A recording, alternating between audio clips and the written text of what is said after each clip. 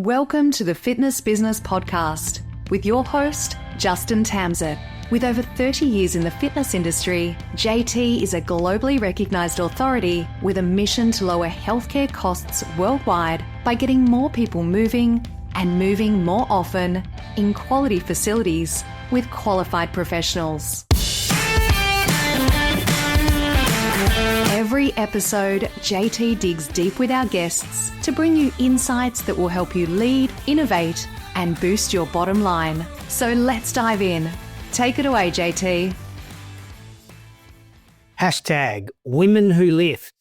Hashtag muscle growth. These are the massive trending hashtags as strength training has become cool, popular, and more important than ever in the eyes of our consumers. In fact, would you believe in 2023, Track My Gym survey of gym equipment saw an increased usage of around 366% in free weight use and a 51% decrease in cardio. Strength training is hot right now. And toward the end of 2024, Harris & Co. published a phenomenal report on the growth of strength training. And today, we have one of the authority figures behind that report joining us to discuss the findings and subsequent ideas for your gym, your studio, or your club. Buckle up, as this episode, we're going to be lifting, deading, squatting, and clean and pressing heavy stuff to help you ride the strength training wave. In season 1, we launched wise words from experts, and the feedback has been amazing from our FBP community. So we are continuing this in season 2. Shortly, you're going to hear from David from Sneeze It, who dropped some serious marketing nuggets. We return with Rexa in the trenches, and today Jennifer, the owner and general manager of 212 Fitness in Wisconsin, joins us with some member service strategies. We also have our suppliers pitch from Lauren from Clubcom Gym TV. You want to hear what she has to say, as you could be leaving money on the table. So, season 2, we are underway. I want to give a shout out to my merch sponsor for today's show, Grit Fitness. Bo is a Rex Roundtable member, and I visited his club in 2024 in Sherrierville, Indiana. It's a great facility, awesome strength training, and if I was a local, I would absolutely be joining there. So let me be your next social influencer, and I'll wear your swag or merch during our interviews. Just go to fitnessbusinesspodcast.com/merch.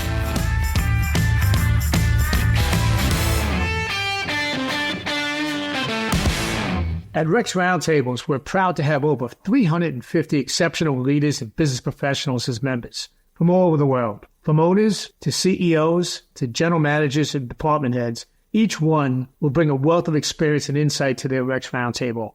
For this episode, we've handpicked one of our members to share a 3-minute golden nugget, which is a proven strategy that's driving success in their business. This is real-world advice from someone in the trenches, just like you. If you're interested in learning more about Rex Roundtables and how it can benefit your business and leadership, reach out to me, Eddie at rexroundtables.com, or find my contact details at fitnessbusinesspodcast.com. Welcome, everyone. My name is Jennifer Poljacik. I've been working in this wonderful industry for over 26 plus years. I'm currently the general manager and owner of 212 Fitness in Stevens Point, Wisconsin. If you would like any of my contact information at the end, you can get all the details at fitnessbusinesspodcast.com. Today, I wanted to talk about how to deliver amazing service that turns customers into raving fans. I think we all can agree that creating the best customer experience can only benefit your bottom line and increase customer retention and staff satisfaction. One of the most helpful tools that I have used with my teams over the year is a wonderful book called Raving Fans by Ken Blanchard.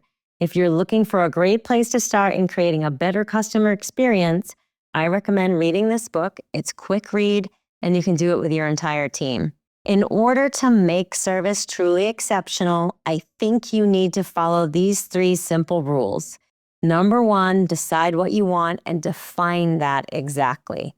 Number 2, discover what the customer wants and deliver on that. Exactly. And number 3, deliver a +1, meaning go the extra mile. I was recently in Savannah, Georgia at the Savannah Bananas organization with our Rex group. They have done this better than anybody, in my opinion.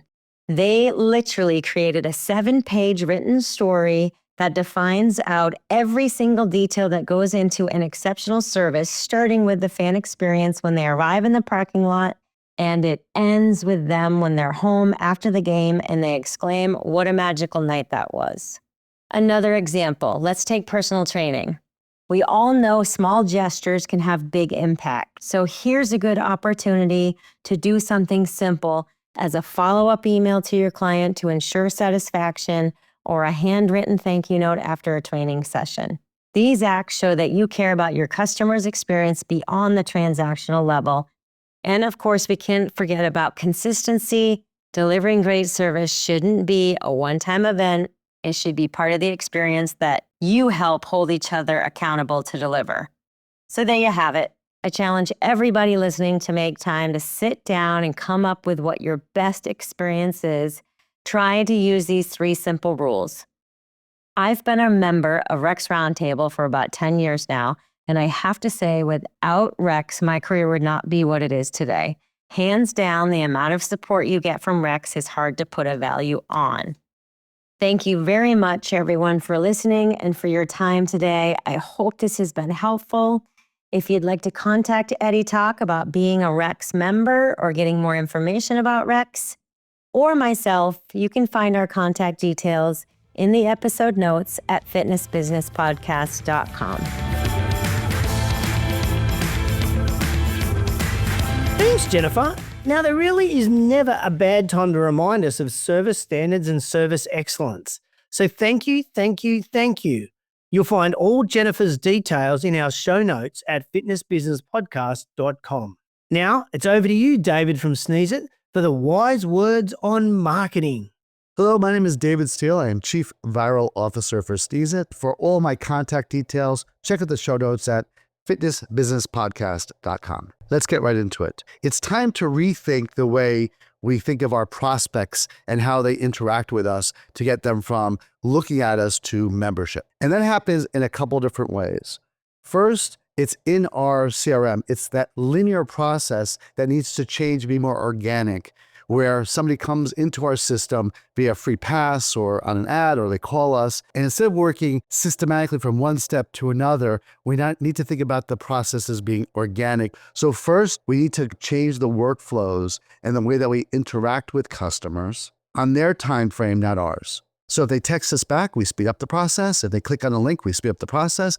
And if they don't, we slow it down. The other way to do this is to wall them in. Once they come into our system through retargeting, we can talk specifically to the things that we know people that are looking for a gym or a studio are going to do. So let's force feed them reviews via ads, force feed them how convenient we are, and let's force feed them how even easy our cancellation policy is, because that's one of the number one things people comment online. And by walling them in and seeing only us, if they come back to our page or they click on another ad, we again speed up that process. They're more interested. We want to reach out to them. And we know that phone calls don't work as well. We know the emails are kind of dying out. People don't get them, though. That's an important part of the work that gets done because they might. But texting is the way to go. So making sure that you text them in a sequence that is not just a closed-ended question, a yes or no. We want to know about their interests. How can I help you? And we need systems that learn and read these intent in these emails coming back to automate those processes and speed them up. So I want to offer a challenge to everybody. Look at your current CRM and look at your automation. You probably haven't looked at it for a very, very long time. It's time to relook at the way we interact with individuals. We need to make it better. With AI, we can look at ways to write it better, but with new technology, we can speed it up. We'll do an audit of your current process, show you how it may be better based upon the data that we have from hundreds and hundreds of different locations that we do business with. Again, we're here to help in any way we can. If you want to contact me, in the show notes, there's my contact details at fitnessbusinesspodcast.com.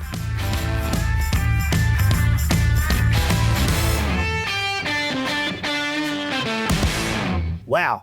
In 3 minutes, David, you may have just upped our marketing game. All David's contact details you'll find in our episode notes at fitnessbusinesspodcast.com. We love hearing from our FBP community, so drop us an email or leave us a voice message. Yes, I said a voice message. So check the link in the show notes to be able to go online and tell us exactly what you think, and you might be featured in an upcoming podcast.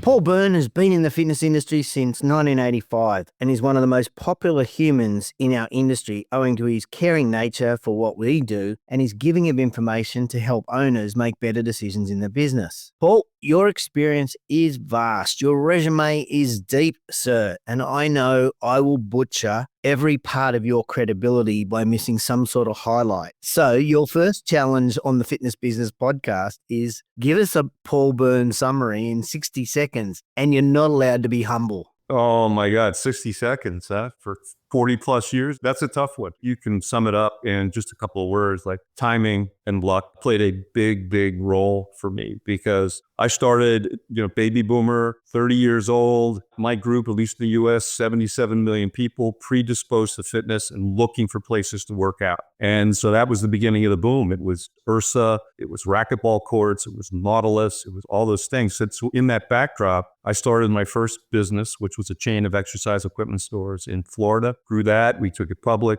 I sold my shares, let that, went to a very young Precor at the time. And that was 1985, was Precor. Actually, I started in 82, my first business. And the Precor was such an exciting place in 85. They had one product, it was a rowing machine. It was the first product that really had beautiful design. It actually won an International ID Award in 85. And so when I started, one product, one channel, about $20 million.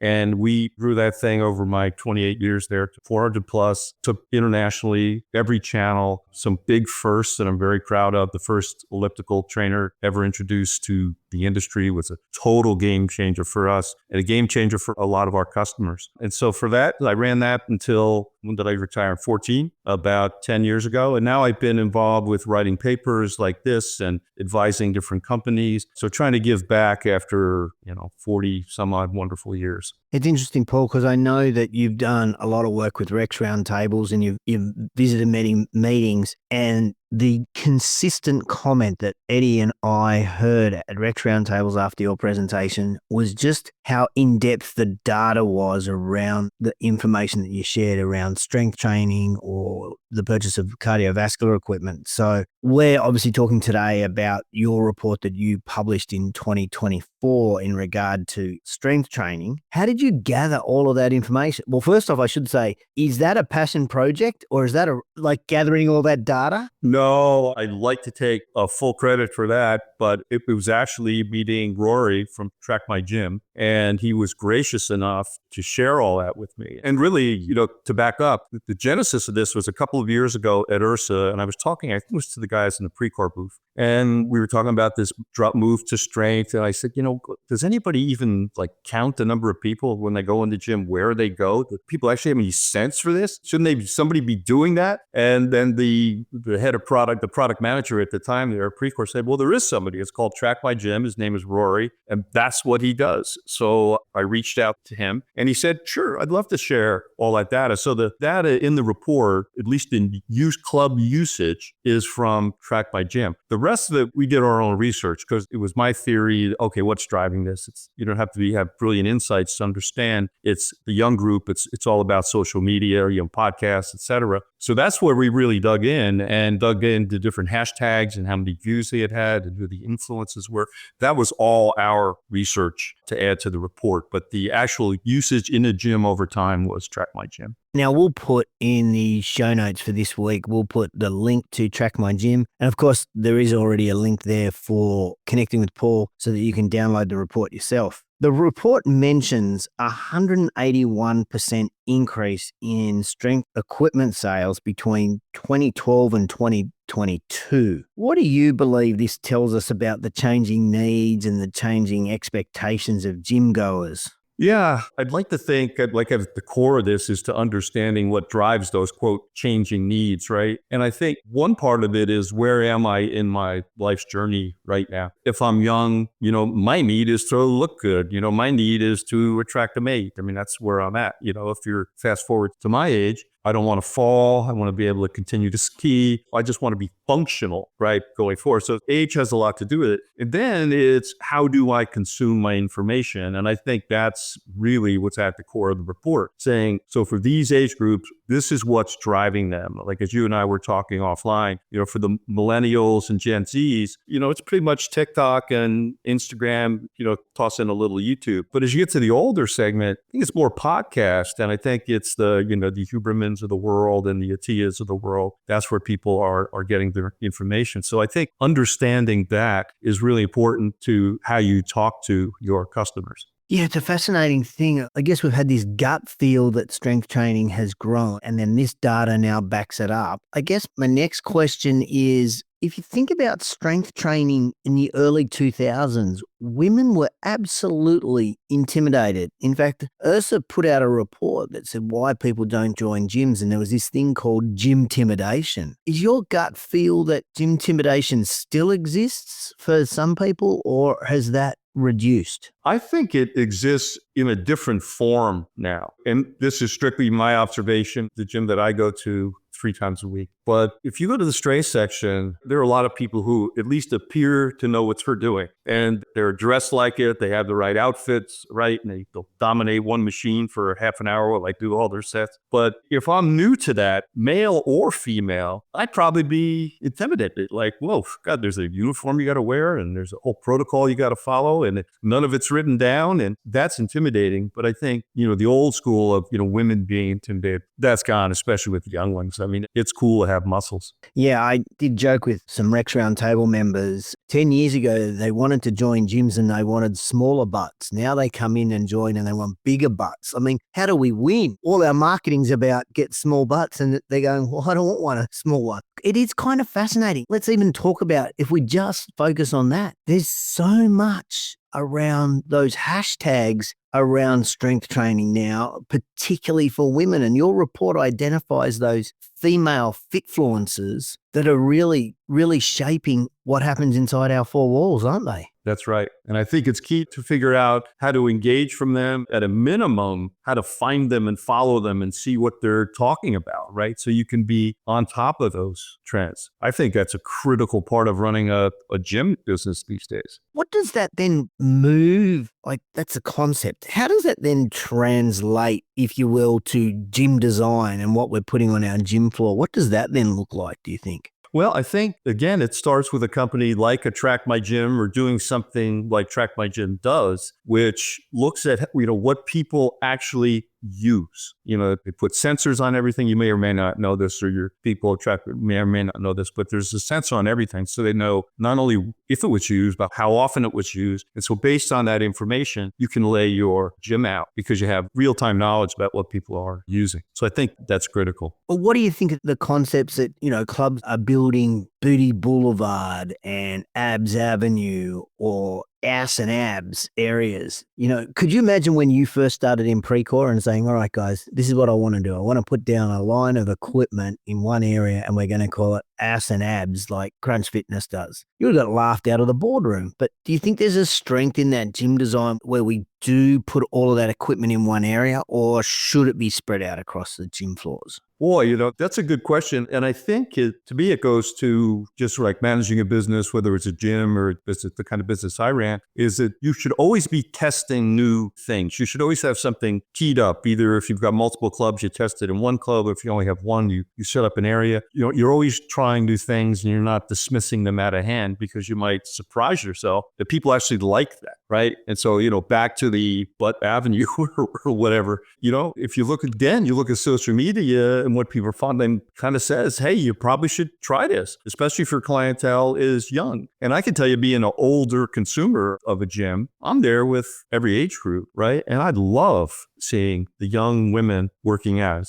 It's absolutely fantastic. You never would have seen it, back in when I was with that age. Very, very rare. So I think it's a good thing. Certainly, strength training is booming. Off the top of your head, what's the hashtag that Paul Byrne follows? Probably something like keep moving. Because we've just talked about these, the younger generation that are doing strength, but also I think in your report you talk about the GLPs and the growth of those and how important strength training is when someone is taking medication or as they're getting older. It's fascinating that we've kind of nailed that 18 to 25 and we've got the 45 plus market. What did your report find in regard to that 45 plus market? Well, I think the GLP-1s are more around and not necessarily age, but where they are or are not in their fitness journey, right? And we've always talked in the industry about, we have this core of whatever it is, 20% of the population, 15, 20% of the population. And they kind of slosh around from your gym to my gym, but it's the same group and it's been really hard to grow. And, Ursa's been to Washington, D.C. and we've tried everything. It's not really worked. But then you look at GLP-1s and,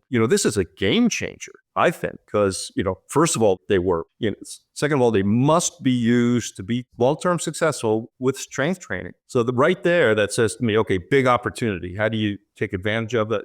I don't know. But there is the opportunity there. And now, especially when you're seeing with GLP-1s, you're seeing this whole concept of microdosing. So, you and I could go on it and, I don't have a lot of excess body fat, but I do have some metabolic things that I'm trying to work with. The GLP-1s work across, multiple systems in your body, and almost every one of them are advantageous. It improves cardiovascular function, it improves hormone release, does all these positive things. And so I think they're here to stay. And I think gyms have to figure out a way maybe to embrace it on some level, or maybe you decide you don't want to work with it at all. But the opportunity is there, and there are businesses that are starting right now. That's what they're focused on. They're focused on a GLP-1 group. You find the doctor prescribes it. You come into my gym, you do exactly what we say, and here's your nutritional component for it as well. And if you follow all those things, you're likely to be successful. You actually just mentioned nutrition, and I guess your wheelhouse is strength training. Is there an opportunity for clubs to be offering perhaps a more holistic perspective on training, including sort of nutrition and wellness? I mean, we've obviously seen, and we've had the end of season 1 on the podcast, we had a discussion about recovery with our guests, Anthony, Asher, and Andrew. What are your thoughts around that holistic view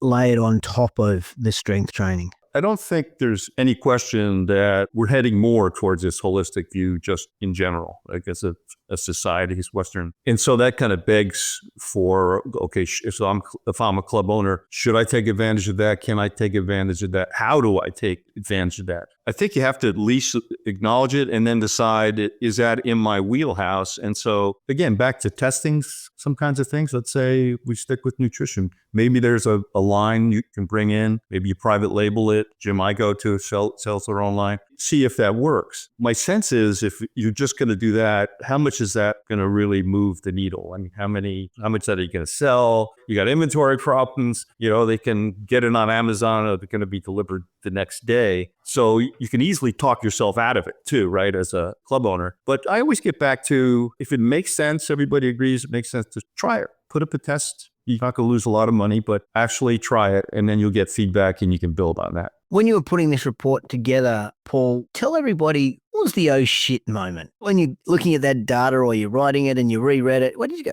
oh, was there a couple of stages? Yeah, there were a couple of shit moments. So one was talking to Rob Barker. Not if you know Rob, right? Right. So Rob took over for me after I retired from Precor, and we've been good friends like forever. So I was talking to him about Track My Gym, and he's actually advising a chain, Holmes Place, in Europe, right? So they had just Track My Gym in. So he was sharing the numbers. And the oh shit part was, he said, I knew we had too many treads and too much cardio, but we have way too many treads and way too much cardio. That was one oh shit moment. And I think the other was just looking at the data, like how dramatic the change has been over 10 years, because those numbers, like 181% or whatever it was, right, shift, when you walk into it, you don't really see that, or at least you didn't a few years ago. You starting to see it now, a lot more strength in that. But I think clubs in general were lagging that trend in a pretty significant way. For me, reading the report, the oh shit moment was you identify the fitfluences we've kind of already discussed. And I think you said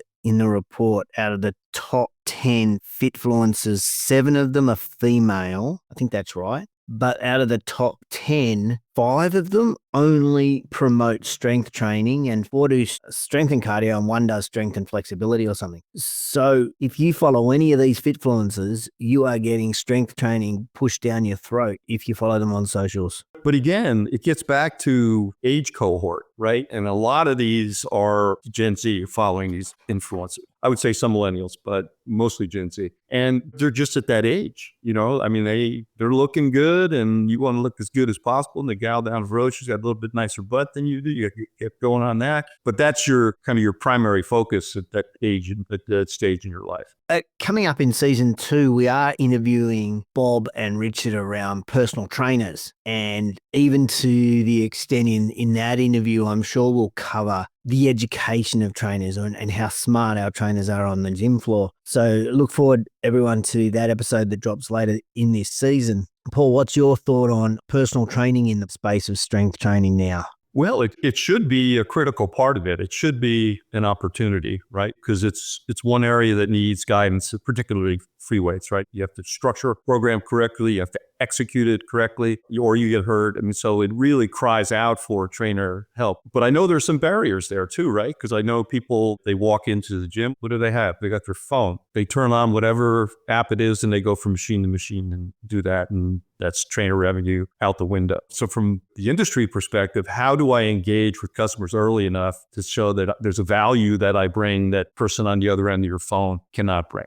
I almost feel sometimes our trainers out there at the moment intimidated by the knowledge that our members have that they didn't have 20 years ago when you and I were walking the gym floor. The members now, I know this would be a hard thing to say, but possibly have more knowledge than some of the trainers. Now, whether it's scientific knowledge or anecdotal, and I think the point that you made is critical, which is there is a place for trainers because particularly strength training, you've got to make sure you're doing it right. So that's the positioning that trainers should be taking and not be ashamed of going up to people and saying, hey, your squats aren't quite right. Those knees, that back. It's fascinating. Mate, you did say earlier, if I were a gym owner, so I'm going to latch onto that statement. If you were a gym owner, tell me what your kit looks like now if you were going to order a kit for a gym. Okay. Is it an existing gym or am I opening a new gym? Oh, that's a good question. Let's go with it's an existing gym that you've taken over and it's had a plateauing membership. Well, probably be no surprise to you. I would hire Track My Gym and I would immediately get an assessment for what's exactly used. I would overlay that with, I would like to see the demographics of my membership, what my average sort of retention is and churn in each cohort, how long they've been there, all that. From that, I'll know based on that mix, theoretically, how they consume information. Are they down in my Gen Z category? And do I need a good social media strategy there? Are they a little bit older and they're a Huberman and a Tia? You can reach people in social media that way as well. So I would do those two things based on what I got back from Track My Gym. I would probably execute in phases rather than go whole hog. I would say let's go with like the first plan of attack. You can actually do this with Track My Gym and have a sort of a trade-in policy you would structure. So you'd move something out and move something back in. I think they've negotiated with different suppliers to do that. So that would be a great way to go, right? You open up, you've got your data, your suppositions, you execute, you watch, you test again. And then based on that, you might continue to trade some things out over a period of, say, 6-8 months. And then you have your optimal template. You know, the thing that Track My Gym does, I think, is it makes it very objective, your judgment of your equipment usage and selection, doesn't it? Totally does. And it gets rid of Paul saying, oh my God, I want a pendulum press. And it's like, why do you want that, Paul? Because I need one because I'm the owner. Well, Track My Gym, I mean, it's real, like it's real data. Somebody used that and they use it for that amount of time. The one thing you got to remember, and I think Rob Barker is the one that told me this, he said, we have to worry too, just about the look when somebody walks into the gym, because if the cardio space is too small, it may be a turnoff. And cardio tends to look better. It's more uniform. it's a lot more expensive. And so you got to be careful about that because it may not be maybe a turn off visually. But other than that, you don't need any more than the data you're getting from Track My Gym to execute. The one thing I'll also point out, this was an oh shit moment with Track My Gym. The amount of functional pieces that were used was less than, if I recall correctly, 2%, like TRX and those kinds of handheld, like nobody touching it. And so you look at that and you go, okay, you got all those things, you got a bunch of space and nobody's touching them. Like, what are you doing in that space? Is that space being misutilized or not? Actually, that's a really interesting point because you're starting to see now that big functional space that we had, which as a gym owner, my salespeople are doing a tour and they take a prospect into this big empty space and say, oh, this is our functional space. The average prospect is like, what do I do there? Oh, there's all those toys that you can play with. It seems that space now is being replaced by rigs and cells of strength of Olympic bars. Yep, you're seeing more and more of that. Yep. With your knowledge and where you're at in your gym, where you go, tell me about the older population that are doing strength training. Tell me about what that looks like for club owners. Do the older people mix with Gen Zs, with millennials? Are you fist bumping each other inside a squat rack cage? Well, I go to a LA gym, and the way they're structured, the very back of the gym are the racks and all the freeway stuff, and you slowly morph into the machines, the single station. So if you look at the single station machines, it tends to be, Q-tips like me, older folks on those machines, which when you think about it, makes a lot of sense, right? And then on the other side of the aisle, it's all the young gals and guys on the free weight equipment. I do love watching the different demographics and generations talk though while they're in that strength training area. I mean, they got to take their headphones off, but they talk or they fist bump as they do stuff, don't they? Yeah, they interact more. I think that the group, I'm on the single stations with that group, and there's not a lot of interaction other than, hey, get the hell off that machine I'm waiting for. Don't bogart that machine. Do your 10 reps and get the hell out of there. That's about the extent of my discussion with them. Yeah, it is a fascinating world, the strength training world. Where does bodybuilding fit into all of this? Because obviously that's still a market for our industry. Do you think the consumer, from your report, links strength training to bodybuilding or strength training to some other aesthetic? I think that they used to equate strength training with bodybuilding. I think that's changed now. I think that there is definitely a more holistic view of strength. There's an awareness of what strength can do sort of in every age cohort, how important it is. So I think it's completely morphed from the days, when I first got in the industry, which, that was the Gold's Gym was all about bodybuilding. It was Arnold, all of that, right? And so it's changed quite a bit over the years. And obviously that still exists, but I think it exists in gyms most of us don't go to anymore. So, Paul, what we like to do at the end of every interview is we ask our guests to give a 90-day challenge to gym owners and our listeners. The concept of the 90-day challenge would be to take the information you've shared, read your report, and then turn that into some actions. Take the theory and put it into actions. What's your 90-day challenge for our listeners today? Well, I'd go back to that question you asked me a few minutes ago when you put me on the spot and said, it's your gym, what are you going to do, right? So I think I'll turn that one around on you, Ray, and I'd say, okay, in 90 days, assess where you are now relative to what's happening in this space. It doesn't mean you have to run out and do Track My Gym, but can you ascertain in a more formal, data-driven way what usage is in your gym, number one, and is that matched up with the equipment you have? And then number two, how am I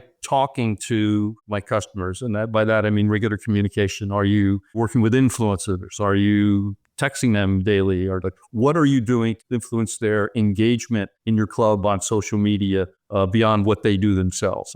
I'd say those two things. There'd be plenty to put together a plan on those two things for 90 days. Yeah, really great insights. I don't want to sound like a wanker, but I will. I was reading the Harvard Business Review recently, and they had an article on influencers, and it was fascinating because they said that the nano influencer, which is the person that has 1,000 to 10,000 followers, as opposed to the macro influencer, has greater influence on a smaller community because they're more genuine and interact with their followers and their followers, I guess that's what you call them, better and more consistently than the macros. So it's interesting that you mentioned the influencers. And I think for many of the listeners today, the FBP community, don't think that Paul's talking about a macro influencer like Kim Kardashian. There's someone who's in your gym that has 1,000 followers in your community. That's the person you want to talk to. Yeah, and not only that, consider making your gym influencer friendly. Maybe you have a room in the back where you have good lighting, you have the equipment you need. They can go back there and do their tape. Make it a place an influencer would like to come and shoot their content. Actually, I just had this crazy ass idea like I do. Imagine in that room if every month you actually changed that piece of equipment that was in there. So every month they could go in and shoot new content in a special room, and there's a booty builder or there's a squat rack or there's a bench. And so it gets back to what I was talking about before about, new ideas and, testing things. I don't know if we still have a couple of minutes, but you talk about Harvard Business School. So one of my favorite articles in Harvard Business School Review was this thing it's called Arrows in the Mist. And it was about developing new product. And the metaphor was you shoot an arrow into the mist. You don't see where it goes, but you got to walk all the way through the mist and see where it landed on the target and then go back and adjust accordingly. And so it's the same thing, what you're discussing. You try something like that with a room. That's your arrow in the mist. You see how it goes, go back, adjust accordingly, and tweak it until it's really viable. I love that metaphor, arrows in the mist. You guys are going to hear me use that a lot on the Fitness Business Podcast now that Paul's dropped that knowledge bomb. Paul, it's been a fascinating conversation with you. I've really enjoyed it so much. We will put the links to the report. Congratulations. It's a great report. Can you give the Fitness Business Podcast community a scoop? Can you give us an exclusive? Is there going to be a second report coming from Harris & Co. in 2025? So just tell me, yeah, for sure, what's going to be on? It's just you and me. No one listens to this show. What's it going to be on? I haven't decided. I haven't decided yet, but it's gonna probably be more along the lines of wellness and where GLP-1s are going and drips and that kind of thing. Peptides. Wow. Okay. Then that means we'll get you back on for a future season to discuss that report. So, mate, it's been fantastic. Thank you so much. I appreciate your time so much. And as I said, we will put the links to the report and Paul's contact details. He's an awesome human. He will respond to you when you reach out to him on LinkedIn and get a copy of that report for sure. Thank you so much, sir. Thanks, Justin. Pleasure.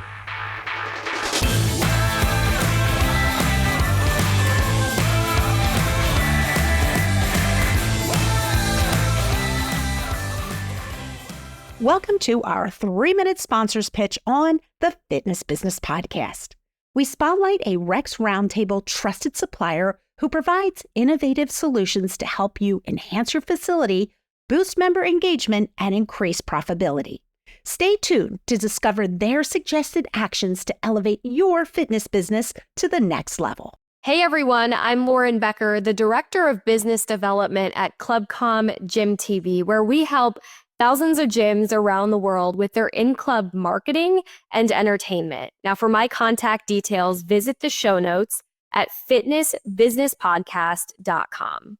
At Gym TV, we know in-club marketing is tedious and marketing teams can sometimes be pretty small. There's so much focus on external marketing. How do we acquire as many members as we can? But sometimes internal marketing gets overlooked. We also know that programming music inside facilities is tough. That's why we're here to be a tool and make entertainment that much easier. We're actually the leader in the entertainment and marketing space inside gyms. We create these customized digital signage networks using your club's logo, your club's branding, and our design team will collaborate with your marketing team to produce custom content for the network. This can include still images and engaging videos for your screens. Now, your team can also upload your own digital signage that you create right through our backend system. Digital signage can be used to promote all sorts of things from upcoming events, special deals, spotlight your personal trainers, maybe show your class schedules, your daily schedules, weekly schedules, whatever you need to keep your members informed. We integrate with local weather forecasts and local sports scores, as well as integrate with your club management software to pull class schedules directly to your TV screens. This way, your members will always know what's going on inside the facility. Plus, we can customize the touch screens on your cardio equipment with your logo and branding. We can add the digital signage pieces and add our unique Gym TV entertainment channels. Music is also included in our services. We provide a variety of music stations specifically for gyms that can be programmed hour by hour, ensuring the right atmosphere throughout all hours of the day. Now, in many cases, the cost of the network can be completely subsidized by advertising.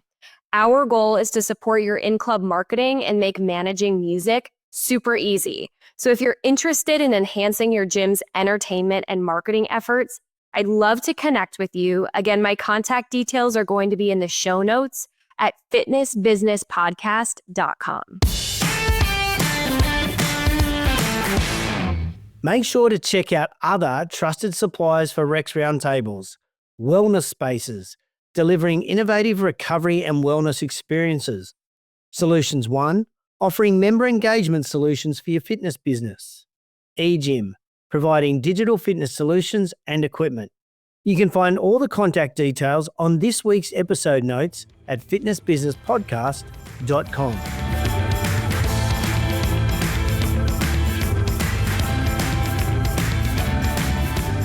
What a show to launch season 2. Now, all the contact details for all of our guests and links that they discussed, you'll find at fitnessbusinesspodcast.com.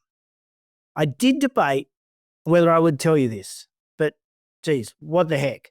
Season 2 has amazing guests coming up, including Jared, the president of Savannah Bananas, who drops in to discuss fan-first entertainment.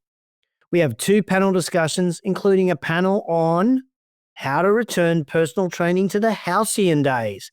We've got a couple of experts who are going to share knowledge bombs on increasing the profitability, even getting back profitability in personal training. And our second panel, that will drop knowledge bombs on buying and selling gyms. And they know because they're brokers. Our next episode is with Zach from Creative, where we discuss the importance of values in your business and the impact that then plays in your marketing.